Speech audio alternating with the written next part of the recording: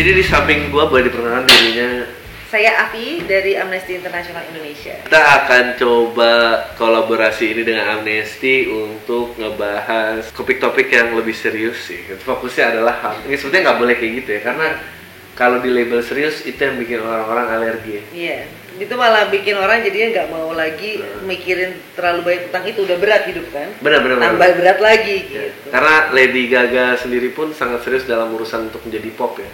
Kalau dia nggak pop, dia nggak akan bisa dikonsumsi semua orang gitu. Gimana ceritanya? Wow, you lost me there. Ya kan? Ya nggak, maksudnya gimana bikin ini lebih akar. Maksudnya gue sendiri pun juga masih belajar dan bukan sesuatu yang kayak HAM itu apa lah udah kayaknya. That's true. Actually ya itu harusnya di-appreciate ya, curiosity dari orang untuk melihat apa sih sebenarnya hak asasi manusia. Sebetulnya kita malah jadi sangat menghargai ketika orang masih mau bertanya itu daripada sekedar mendismiss langsung gitu. HAM hum apaan sih nih gitu. Tapi mengeksplorasi sejarahnya kenapa dia penting dan apa kontroversinya supaya kemudian kita betul-betul emang membuat percakapan yang bisa kemudian membangun agenda ini. Iya. Biar orang bukan menjadi percakapan highbrow aja gitu, dimana kayak gua nggak akan nyampe di sini atau apa, dan itu yang udah jadi. Oke, jadi HAM sendiri by definition itu apa? Actually, I would love to hear your take on it. Menurut lo hak asasi manusia itu apa? Hak asasi manusia kalau menurut interpretasi saya itu sesuatu yang menempel pada saat lu hidup ini tuh ini semua tuh apa ya? Gue mau ngomong it's your right ya, itu hak ya. Gue berusaha mencari pembahasan lain.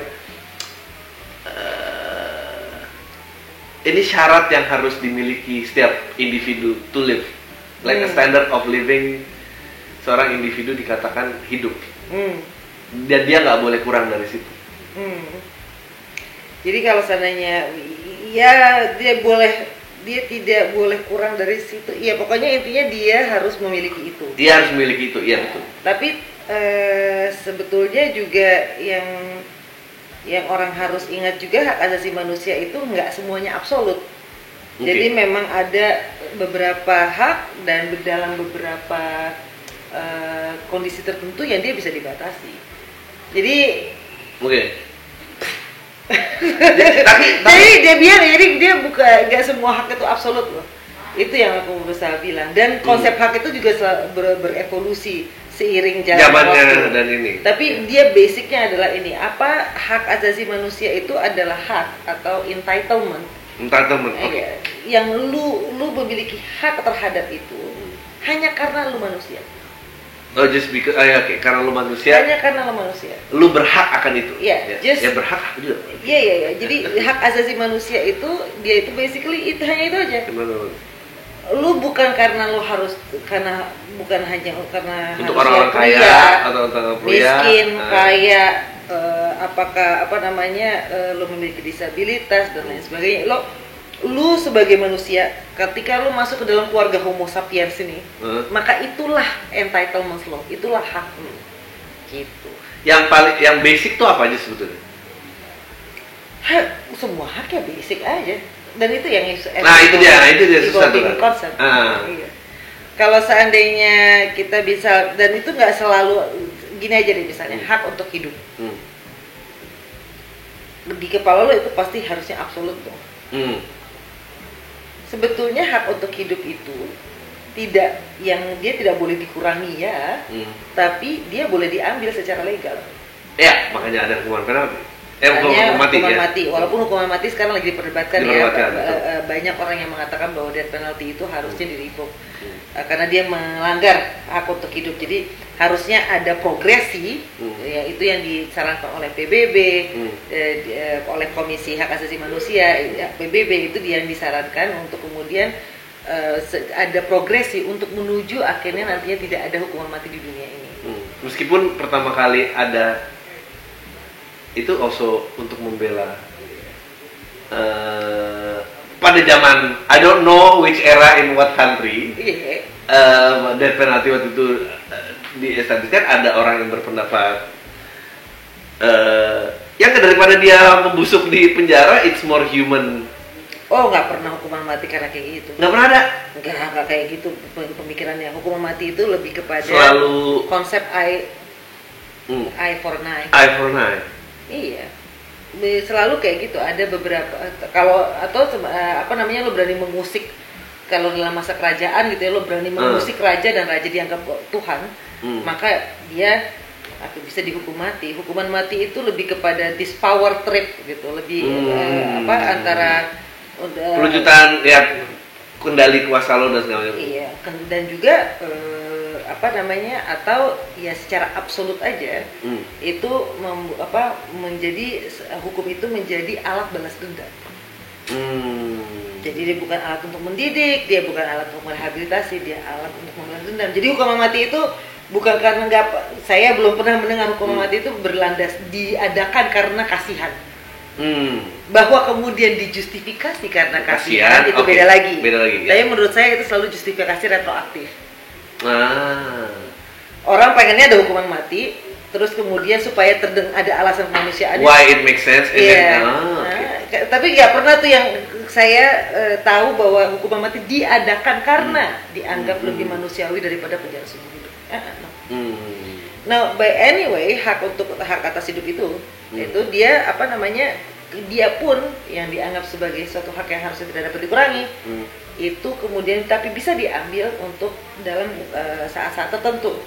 Misalnya kalau dalam keadaan perang, bisa secara legal. Sana punya pistol, itu dibenarkan secara hukum internasional. Atau misalnya seorang polisi, kemudian dia ditodong pakai senjata terus sama orang, terus kemudian polisi itu dalam membela diri membunuh, tapi dalam dalam posisi lethal, boleh. Jadi semua hak itu selalu harus ada konteksnya, bukannya dia itu pasti ada dan kebanyakan itu dia mempunyai konsep limitation, allowable limitation. Dan kebanyakan dari mereka itu juga bisa derogable gitu ya, jadi bisa diambil dalam masa darurat, tapi beberapa non derogable gitu. Jadi intinya hak itu orang kan selalu nuduhnya hak asasi manusia itu kan orang selalu mintanya absolut seenak-enaknya, enggak juga. Tapi kayak jadi kita nggak bisa nentuin satu poin yang paling basic what a human should have, itu ada apa nggak sih? Enggak, hak asasi manusia. Sound very stupid terus. Enggak, hak asasi manusia. Enggak. Maksudnya kayak it's not stupid. Buat gue lebih kepada kayak gini, hak asasi manusia itu dia selalu berkembang. Dia memang asalnya dari konsep ada berbagai budaya yang mengatur tentang entitlement orang-orang. Tetapi kebanyakan budaya itu entitlementnya adalah karena identitas orang tersebut, bukan karena kemanusiaan orang tersebut. Oke, contohnya maksudnya karena identitas orang tersebut? Misalnya karena dia bangsawan, karena laki-laki, karena dia perempuan, karena identitasnya dia. Atau karena apa yang telah dia berikan kepada negara. Tapi hak asasi manusia konsepnya itu breakthrough. Selalu lu itu udah punya hak ini karena lu adalah manusia. You don't have to earn it. Nah, tapi apa yang dimasukkan ke dalam hak asasi manusia itu adalah berevolusi. Misalnya ada hak-hak buruh misalnya. Itu hak-hak yang hak pekerja, hak untuk hak for leisure, hak untuk beristirahat dan lain sebagainya. Itu kan adalah hak yang diperjuangkan ya. Atau hak kesetaraan antara perempuan dan laki-laki. Itu tidak selalu ada. Tapi itu kemudian hak non diskriminasi itu juga kemudian diperjuangkan. Jadi dia selalu dikompal. Tapi basic tenetnya hak asasi manusia itu adalah secara idealnya hak ini sebetulnya udah ada. Hak-hak lu sebagai manusia itu sebetulnya udah ada. Level keduanya adalah hak-hak ini diakui ada keberadaannya. Baru level ketiganya adalah hak-hak ini diterapkan, diproteksi, dilindungi, ditegakkan gitu. Jadi dia kayak pembentukan konsep itu kayak kue lapis gitulah. Tapi to know hak-hak kita itu udah ada, prosesnya gimana? Ya kesepakatannya itu kita bersepakat sebagai satu masyarakat bersama-sama. Dalam hal ini bernegara, apa size-nya beda-beda. Kalau untuk mencapai yang ketiga sampai dilindungi dan segala macam kan berarti lo. Iya, berarti masuk ke dalam sistem hukum, no? Oke, ya. Dilindungi secara. Tapi siapa yang harus mengatakan bahwa hak ini ada atau tidak? Di tatanan negaranya biasanya itu ketika hak itu udah dilindungi bahkan dalam konstitusi. Itu berarti di dalam wilayah tersebut hak asasi manusia ini diberikan kepada semua manusia yang ada di wilayah. Tapi pada umumnya di konstitusi itu terbatas juga. Ada hak-hak yang emang hanya karena kewarganegaraannya. Gak semua ada. Pasti ada perdebatan apakah hak konstitusi itu untuk semua orang yang ada di dalam wilayah suatu negara, atau dia itu memang entitled untuk semua orang. Itu ada perdebatan lagi. Kalau di dalam dunia internasionalnya, yaitu adalah semua hak-hak yang kemudian kita sepakati melalui perjanjian-perjanjian internasional. Kita mengatakan sebagai komunitas global bahwa ini adalah hak-hak yang kita kita sepakati bahwa kita semua secara universal akan melindungi hak-hak ini. Semua hak itu diperjuangkan, nggak ada yang langsung kejadian. Oh ya, dijamin. Ya karena semua manusia itu, apalagi kita semuanya, yaitu manusia ketika dia kuat. Apakah itu karena by number or by power? Itu ya paling malas lah gitu. Ngasih ke orang lain. Iya benar juga nih. Iya. Jadi makanya semua hak itu, apalagi hak gini aja deh. Ini adalah cerita kacang lupa kulit yang paling lucu buat gue. Setiap hari buruh, gue akan mendengarkan mendengarkan Twitter, gimana caranya? Jadi gue akan melihat di Twitter feed gue atau di Facebook gue orang-orang memaki demonstrasi buruh. Mengatakan bahwa ini buruh-buruh kok nggak pada kerja sih?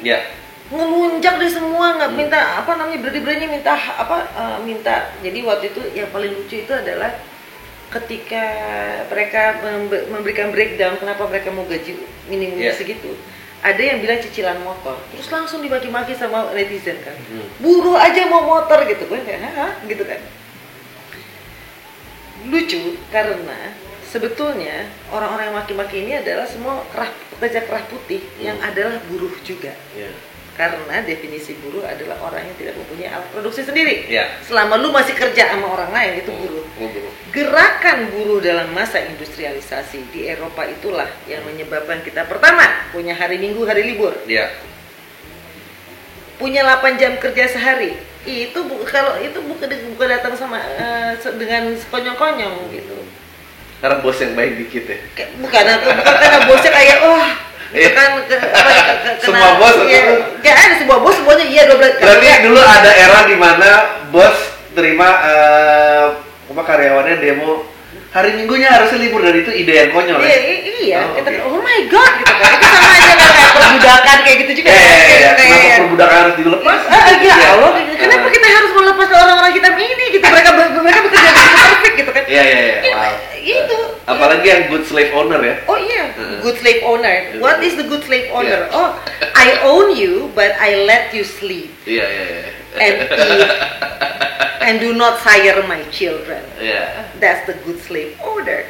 Tapi intinya adalah kayak gitu. Ketika buruh masih diopresi oleh pemilik modal secara bersama-sama, mereka berjuang bersama-sama. Begitu kemudian ada setelah masa post industrialization, mulailah terjadi ada beberapa lapisan buruh yang lebih atas itu malah mau mengoperasi lapisan buruh kacang kulit gitu. Kita punya kecenderungan itu, nggak usah jauh-jauh.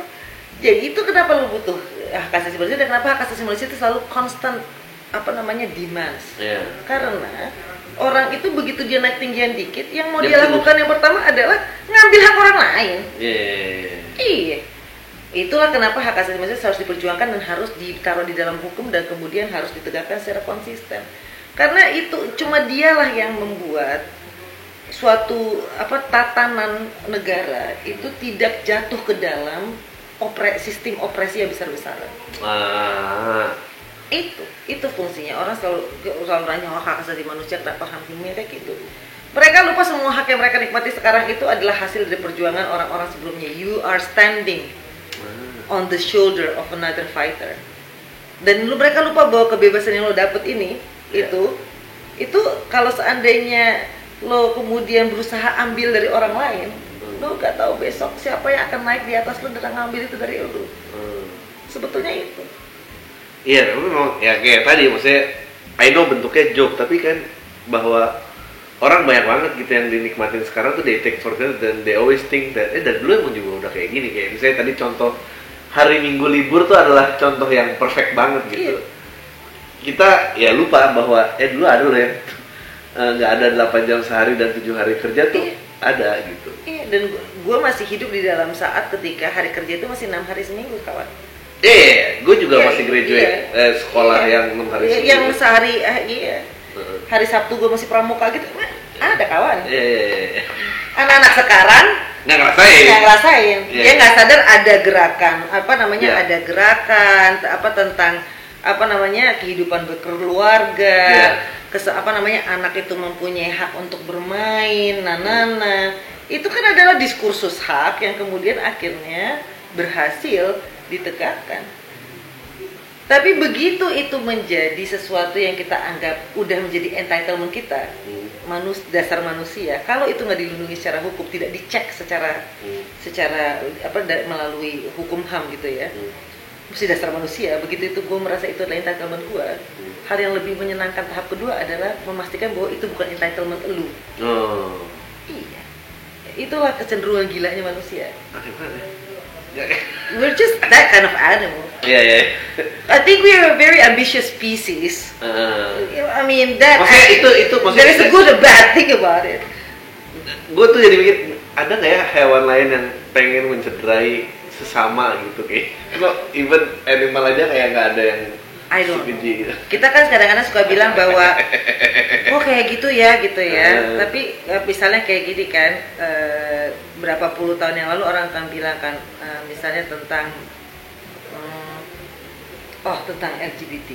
Binatang aja enggak gay, kok manusia bisa kayak lebih rendah dari binatang. Tiba-tiba ternyata research menunjukkan banyak banget binatang yang bisa gay. Penguin bisa gay, kalau lagi iseng-iseng lumba-lumba bisa gay. Loh, bentar dulu gitu. Jadi kadang-kadang gue nggak tahu kalau pertanyaan kayak gitu, itu apakah karena kita risetnya belum mampu aja untuk menemukan bahwa ternyata jangan-jangan bonobo monkey, simpanse itu ternyata sama gilanya sama kita. Menyimpulkan bahwa enggak, ini benar, udah kita nggak usah cek-cek lagi, udah ini aja. Kita langsung mikir bahwa binatang itu lebih luhur dari kita gitu ya. Ada yang suka gue rasa jangan-jangan sebetulnya simpanse, bonobo monkey itu juga sama aja kayak kita, cuma teknologinya belum terlalu bagus gitu. You never know. Kalau Indonesia ada peringkatnya nggak sih, negara-negara yang sangat tinggi HAM-nya dan sampai terbelakang? Ada ranking berapa?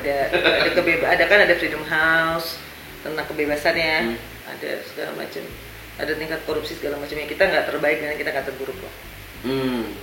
Nggak terbaik nggak terburuk tuh sampai berapa, out of berapa kira-kira? Gue lupa, tapi kita tengah kok. You're not that bad. Iya, gue sih juga nggak bilang. We're not that great either, but we're not that bad.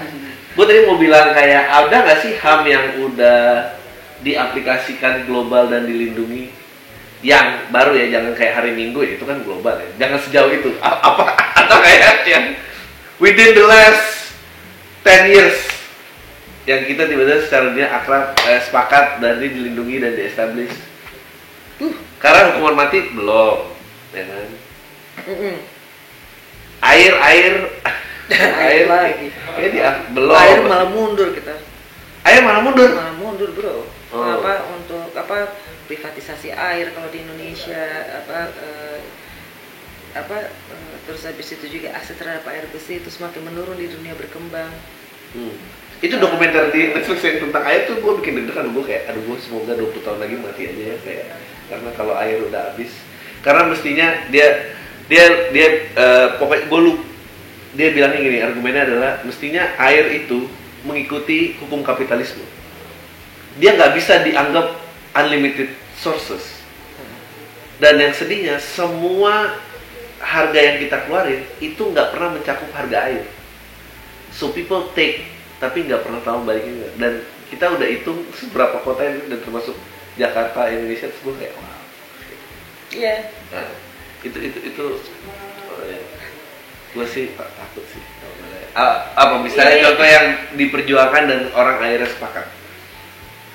Atau kita balik lagi aja ke minggu depan? Ampun, men. 2 minggu mau kan? Tapi gini. Gue bisa satu hal yang satu hal yang tadinya orang take it for granted. Terus kemudian tapi inilah ya, sejarah itu kayak poco-poco. Perbudakan. Tadinya kita sepakat bahwa perbudakan itu sesuatu yang normal. Ya. Semua agama yang berasal dari padang pasir Timur Tengah itu membicarakan perbudakan sebagai fakta hidup. Udah, itu aja. Itu bukan sesuatu yang bermasalah. Kemudian kita berevolusi sampai kepada bahwa kita nggak bisa memiliki orang lain. Orang kita manusia sama manusia, kita setara. Kita nggak bisa memiliki orang lain. Kita bahkan di dalam kalau tidak di dalam rezim hak asasi manusia itu dinyatakan bahwa kita itu bahkan tidak boleh memenjara orang lain karena hutangnya. Jadi kayak gitu ya. Jadi itu standar HAM-nya ya. Tapi apakah kemudian perbudakan itu sudah hilang secara kenyataan?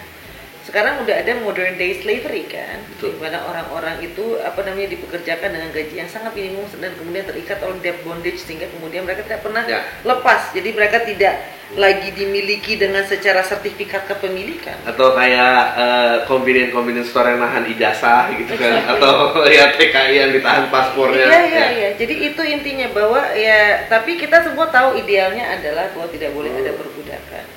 Lu bilang tadi, oh ya kalau yang hari Minggu itu kan emang jadi universal. I don't know how universal it is. Pernah ke mall nggak lo hari Minggu? Iya. Ada orang nggak yang dengar hari Minggu?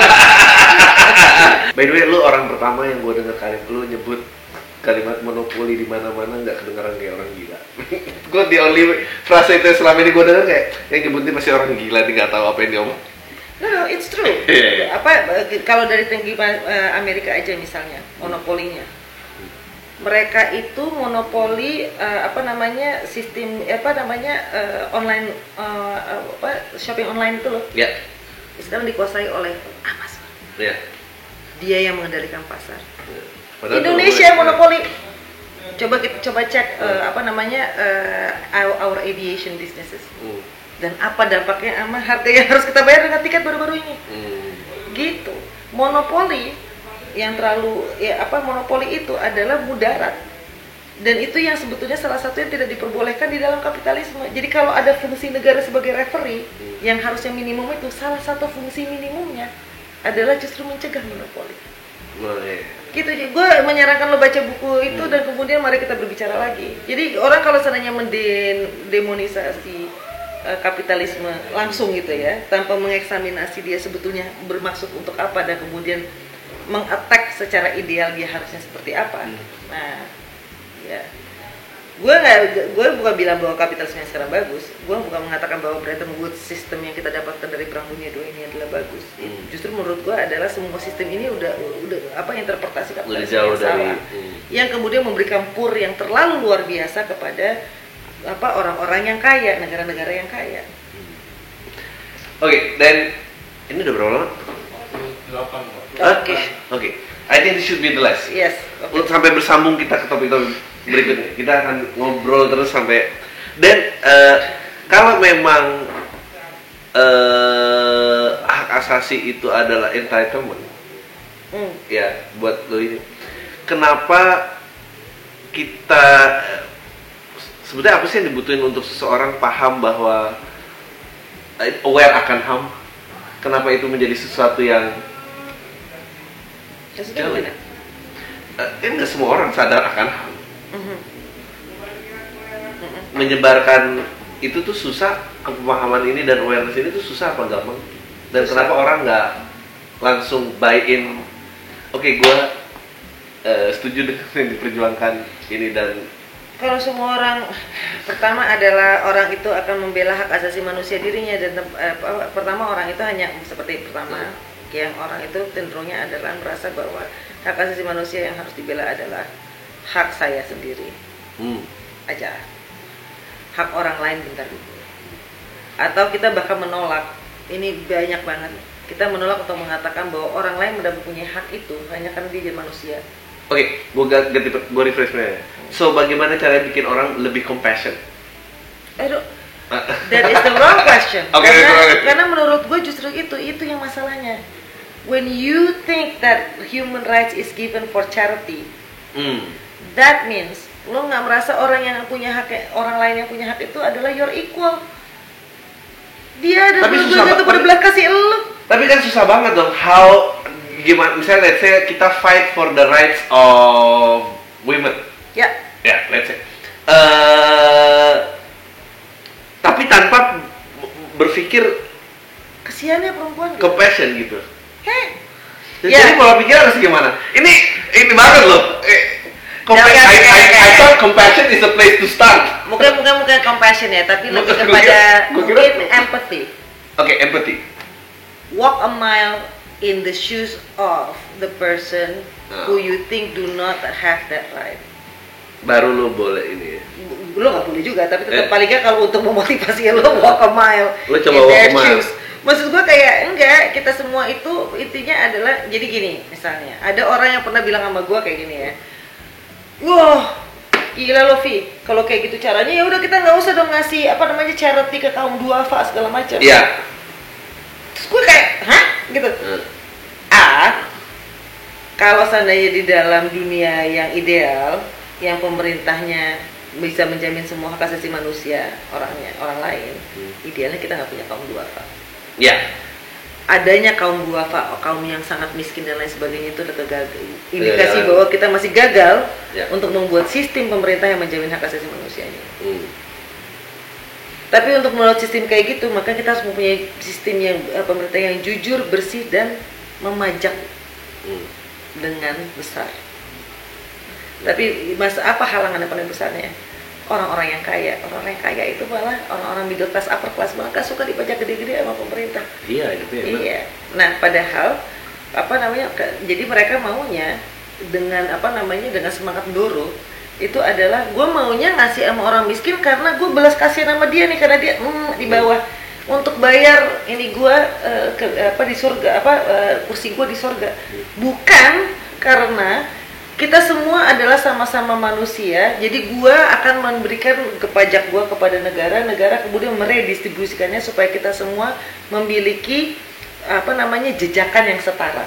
Ingat loh, it's equality. Kita maksudnya human rights itu kan adalah baseline-nya ya. Kita mempunyai hak untuk mulai dari tempat yang setara. Mau nanti kemudian tiba-tiba kalau lebih sukses dari lo ya itu masalah beda lagi gitu. That's not the point. Human rights is supposed to be the baseline kan. Jadi kayak gitu. Tapi gimana caranya supaya orang bisa semangat untuk melakukan mengerti hak asasi manusia? Yang pertama adalah bahwa kita harus masukkan itu ke dalam pendidikan dari mulai tingkat dasar, dan bukan pendidikan ala cuci otaknya Indonesia, tapi pendidikan yang dari secara praktik mereka melakukan sesuatu kayak gini deh.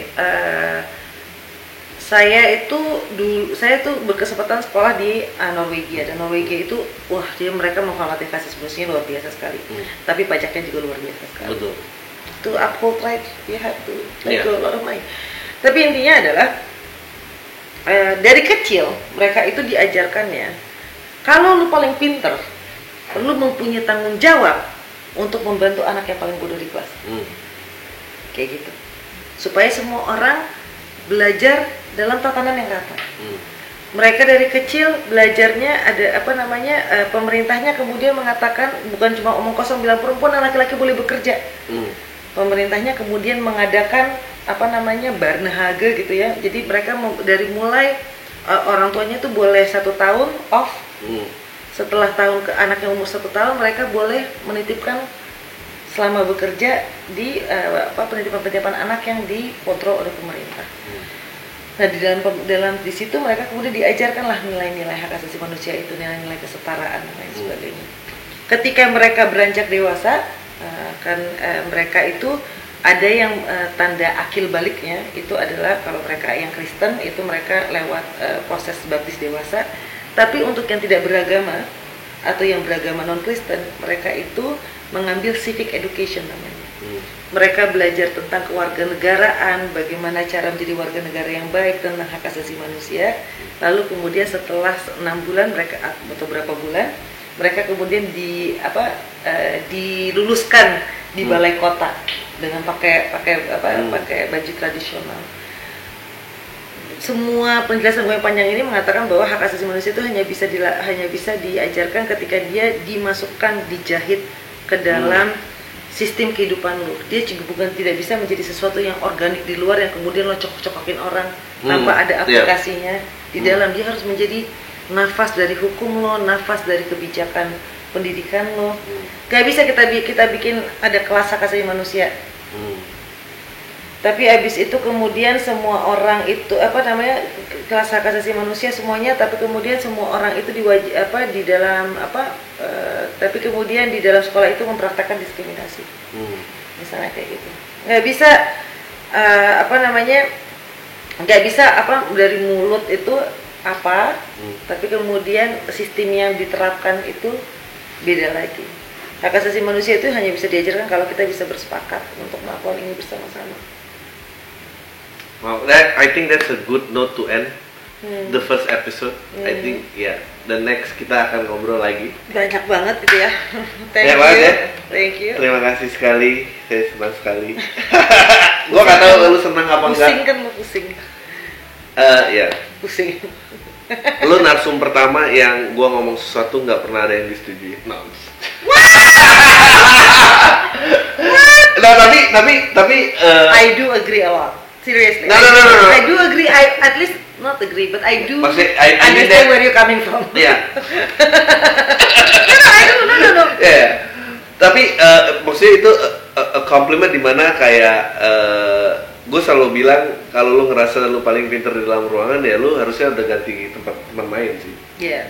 Jadi gue menikmati perasaan ini lagi gitu bahwa anjing gue bener gue harus kecap ini gitu yang buku itu belum dikelarin dan apa. No, and I'm not smart. That's the other thing that you have to understand. I'm not.